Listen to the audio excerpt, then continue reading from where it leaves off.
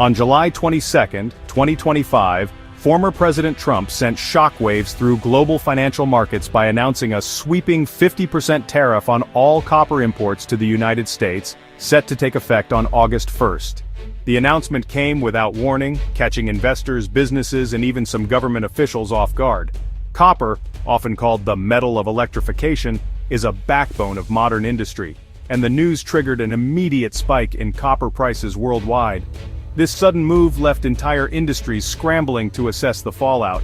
Copper is essential for manufacturing everything from electrical wiring in homes and office buildings, to plumbing, to the intricate components inside cars and smartphones. Factories and construction sites across the country braced for higher costs, while utility companies worried about the impact on power grid upgrades and maintenance. The ripple effects were felt instantly, as companies rushed to secure supplies before the tariff deadline.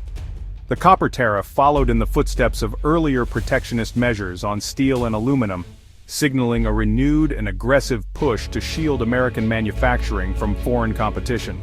Supporters argued that these tariffs would revive domestic industry, create jobs, and reduce reliance on overseas suppliers.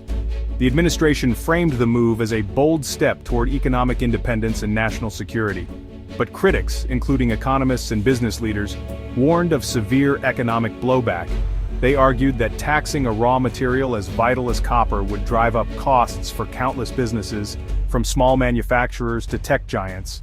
Some feared that higher prices could force layoffs, factory closures, and even bankruptcies, especially among companies already struggling with thin margins.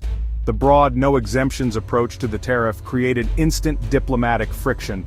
Trading partners condemned the move, warning of possible retaliation and a new round of trade wars. International markets reacted with volatility, and global supply chains faced fresh uncertainty as companies scrambled to adapt to the new rules. For everyday Americans, this wasn't just a distant policy debate. It threatened to raise the price of everything from new homes and cars to smartphones and household appliances. Families worried about higher utility bills, more expensive electronics, and the rising cost of living as companies passed on their increased expenses to consumers. The copper tariff story is about more than just trade policy. It's about the real-world impacts on American families' wallets and the broader economy. As households tighten their budgets and businesses rethink their strategies, the effects of this decision will be felt in communities across the nation. The question now is clear: how will the world, and the U.S. economy, respond to this bold and controversial move? As policymakers, business leaders, and families brace for what comes next, the future of American industry and global trade hangs in the balance.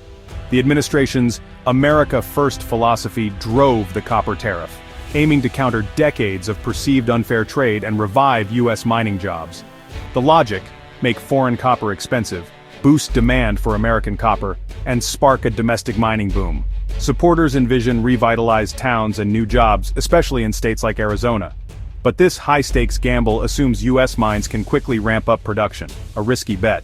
The policy risks alienating allies and sparking broader trade wars, disrupting the global marketplace. While the administration frames the tariff as a shield for American workers, critics warn it could backfire, hurting more jobs than it saves. The copper tariff is a bold move in a larger economic battle, but its outcome is far from certain. Canada, America's close ally and one of its most important copper suppliers, responded not with a retaliatory tariff, but by taking the extraordinary step of halting all refined copper exports to the United States. Overnight, the steady flow of copper that American industries had come to rely on was abruptly cut off. This unprecedented move sent shockwaves through U.S. manufacturing, exposing a critical vulnerability in the nation's supply chain. Factories that depended on Canadian copper for everything from electronics to automobiles suddenly found themselves at a standstill. The Canadian government argued that the new U.S. tariff was not only unfair, but also a violation of long-standing trade agreements. By leveraging its position as a key supplier, Canada aimed to remind the U.S. of the deep economic ties and mutual dependency that had defined their relationship for decades. American factories with long-standing Canadian contracts suddenly faced urgent shortages, forcing managers to scramble for alternative sources and reconsider production schedules. The ripple effects were immediate, with some companies forced to halt operations entirely. What began as a trade dispute quickly escalated into a full-blown resource crisis, dominating headlines and sparking heated debates in both countries. The stakes were higher than ever, as both sides dug in. Canada's action was a calculated risk, signaling to the world that it was willing to endure economic pain to push back against what it saw as U.S. aggression. The move rallied public support at home but also raised fears of a prolonged standoff. The result was an immediate and dramatic loss of a major copper source, leaving American industries scrambling to secure supplies from other, often more expensive markets.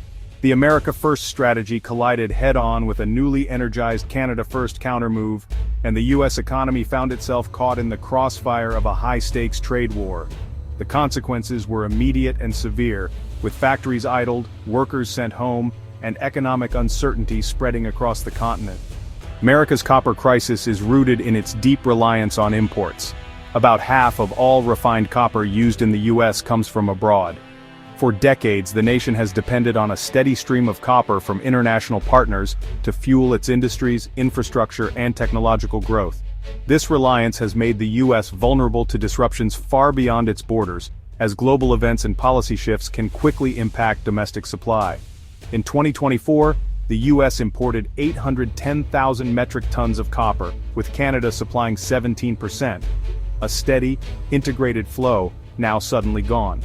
The close economic relationship between the two countries meant that copper moved seamlessly across borders, supporting everything from construction to high-tech manufacturing. The abrupt halt in this trade has left American companies scrambling to find alternatives. Replacing this supply isn't easy. New contracts and shipping routes take time, and global demand is already high. Other major copper producers like Chile and Peru are already stretched thin, and competition for their exports is fierce.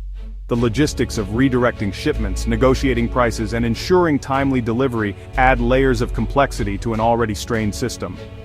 The value of U.S.-Canada copper trade runs into billions, and its loss ripples through countless industries.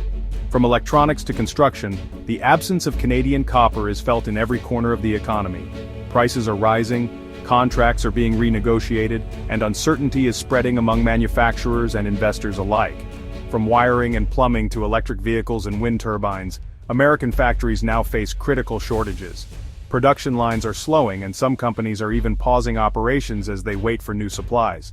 The push for green energy and advanced technology is now at risk, as copper is a vital component in these sectors. The tariff and Canada's retaliation have shattered a system built on global interdependence. What once seemed like a secure, reliable network has proven fragile in the face of political and economic conflict. The consequences are being felt not just in boardrooms but on factory floors and in communities across the country. America's desire for self-sufficiency clashes with the reality of its economic needs. While the idea of producing everything domestically is appealing, the infrastructure and resources simply aren't in place to meet demand overnight. The transition will be costly and time-consuming, with no easy solutions in sight. By targeting a key supplier, the U.S. has inflicted a costly wound on itself.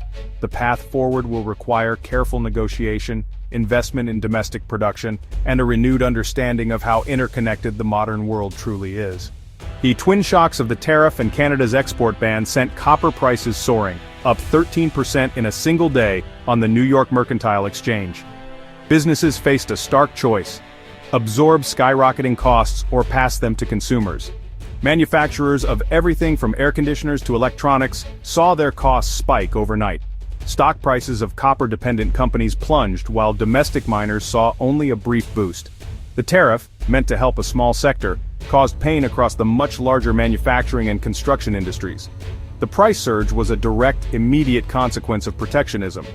Instead of making American copper more competitive, the policy made all copper more expensive for everyone. The result? Higher prices for goods and services hitting Americans long before any new mines could open. The copper crisis quickly hit American families, not just corporations. The Yale Budget Lab estimated tariffs would cost the average U.S. household an extra $2,400 in 2025, with copper a major factor. Higher material costs for businesses meant more expensive homes, appliances, and cars for consumers. Companies like LG and Puma reported profit drops and warned of job cuts, while others simply raised prices. The paradox: tariffs promised mining jobs but threatened far more jobs in manufacturing, construction, and retail. Some companies offset costs by passing them to loyal customers, but most Americans felt the squeeze. The tariffs acted as a hidden sales tax, paid by U.S. businesses and families. The ripple effect became a tidal wave, raising costs and uncertainty nationwide. The promise of protection turned into a burden for millions. E-copper tariff was just one front in a sweeping trade war. The administration threatened tariffs on goods from the EU, Mexico, Japan, and South Korea, creating global tension. Hardball tactics led to last-minute deals. The EU and Japan negotiated lower tariffs in exchange for massive US investments. These deals showed the US using tariffs as leverage, but not every negotiation succeeded. Talks with Canada broke down, leading to the copper crisis and unprecedented retaliation. The one-size-fits-all approach didn't always work. Some partners pushed back hard. The copper standoff revealed the risks of aggressive trade policy. When negotiations fail, the fallout can be swift and severe. The tariffs promised to revive US copper mining overlooked a harsh reality. Ramping up production is slow, costly, and controversial. Projects like Arizona's Resolution copper mine face years of environmental reviews, legal battles, and opposition from Native American tribes. Even with high prices, new mines can't open overnight. Permitting alone can take a decade. The US mining industry simply can't respond quickly to sudden market shocks. The tariff created an instant crisis, but the solution is years away, if it comes at all.